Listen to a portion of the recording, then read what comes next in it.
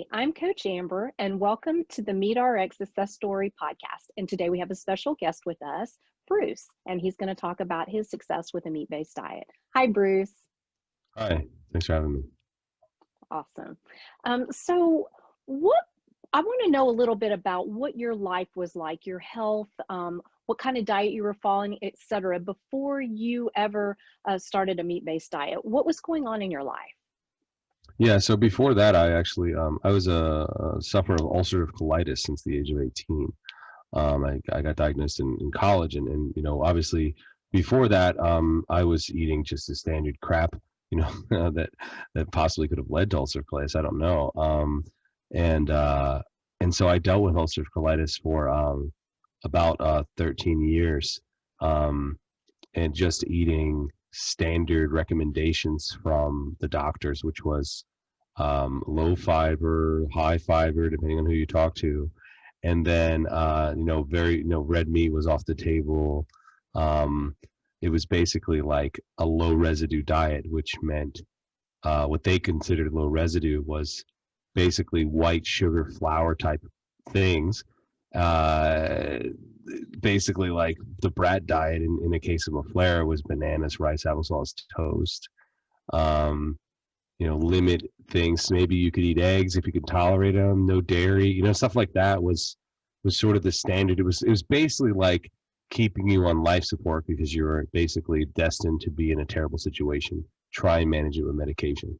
And so after 13 years, I actually had my colon removed because the disease was so severe.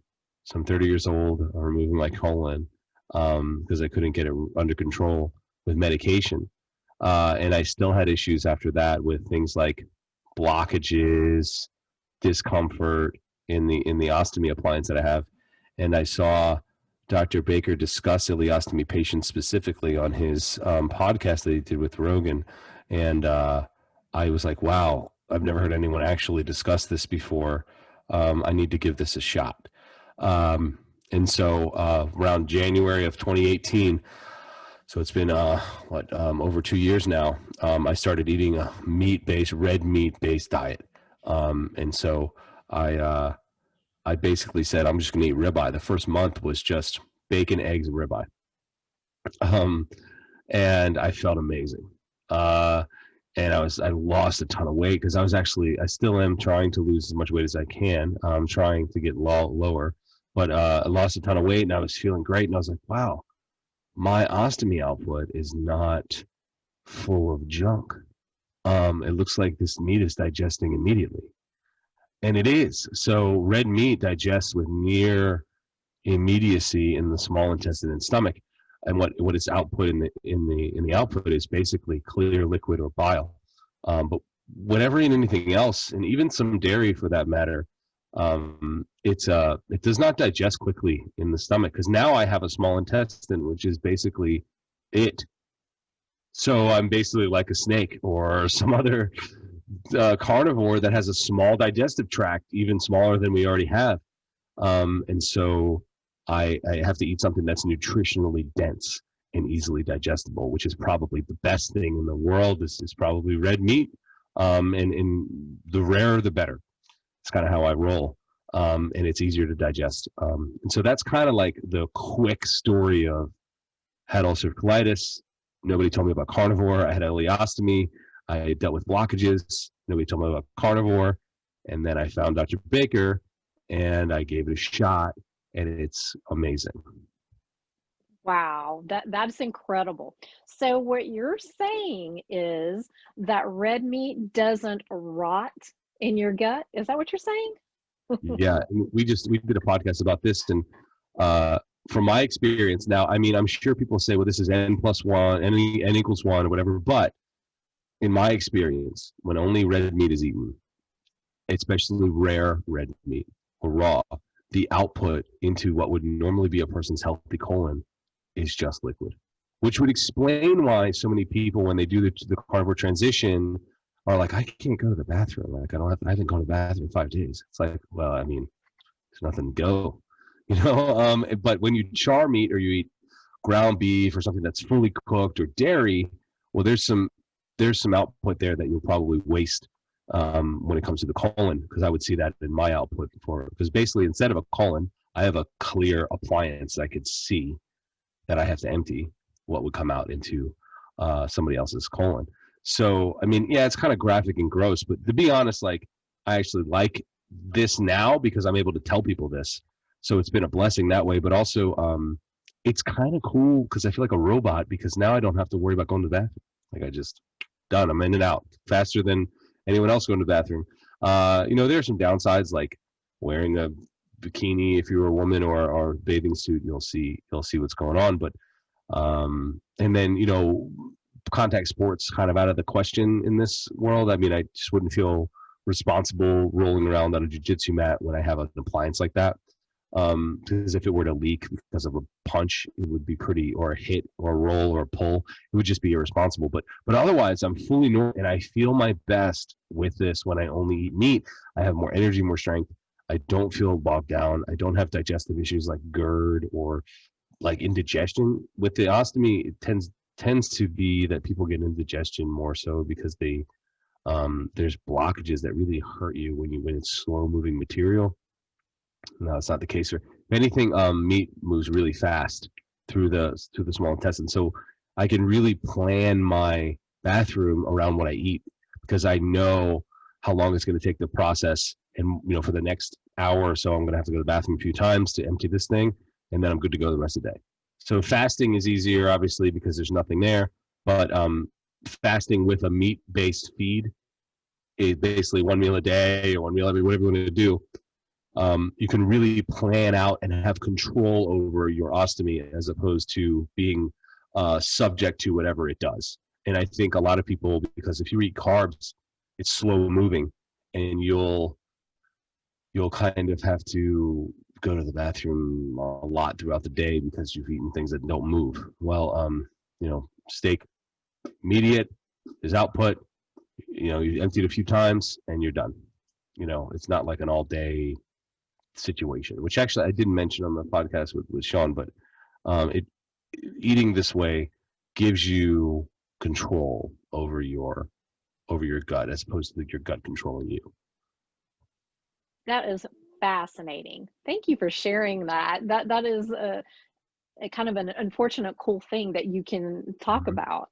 Mm-hmm. So yeah. Could you kind of give us a typical day of what you eat? Just go through it, just a normal day.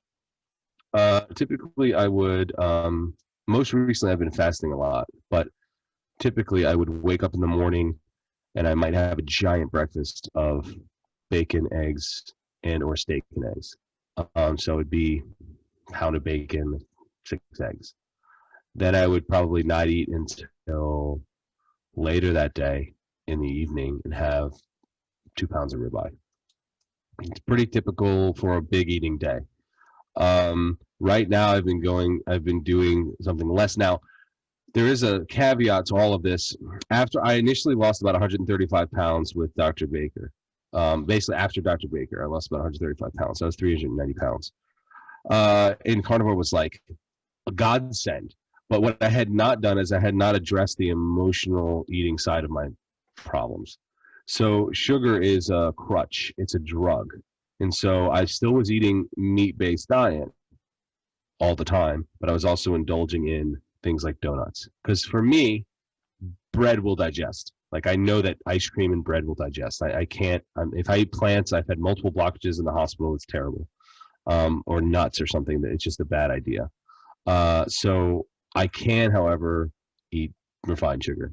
So I definitely put back a bunch of weight, about 80 pounds, trying to emotionally manage myself with stupid sugar.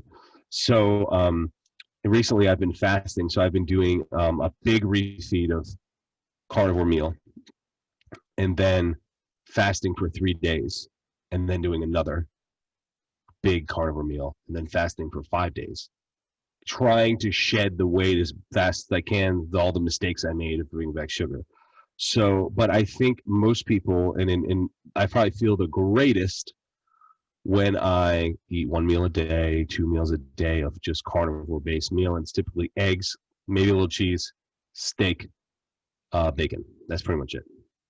Awesome. That sounds Easy. about perfect. Yeah. Yeah. And that's what I love about it so much is that it's so easy. You don't have to, have these big meal plans and dirty all the dishes and buy all this different stuff that half the time goes bad. So yeah, I agree with you there. Okay. So you mentioned a lot about how things have improved for you, but if you could say one thing that actually shocked you after going on a meat-based diet, what would that be? It would be how full I was, but not in pain. Because in the ileostomy, when you eat a lot, it's kind of painful, especially if they're filled with carbs. It's like you have a blocking, it just doesn't want to move. And so you're kind of like in this, I don't know how to explain it. If you were to eat a ton of food for Thanksgiving and be in that pain that people might remember, it's kind of like that whenever you ate a decent meal with the ileostomy. So you'd either have to do like multiple teeny meals of stuff throughout the day, or you'd have to just deal with the pain if you ate a big meal. But with carnivore, and I do feel satiated, right? I feel satiety, and it's filling, but it's not painful. I'm able to sit and eat lots of meat, especially if it's rare. And even if I did the wrong thing of pushing through my hunger signals just to get meat in, it's not painful in the digestive process.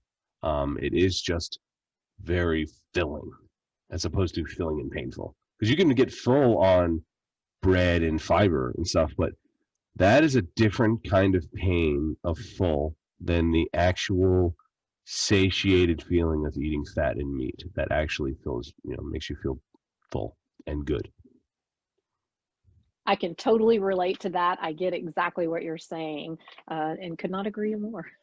Well, Yeah. thank you so much for coming on the podcast and talking about your success with a meat-based diet. I think your story is amazing. And I think a lot of people would be very interested in what you have to say, being that you have a very unique situation. So thanks Yeah, there's again not a lot for of people coming with me. on. Thanks.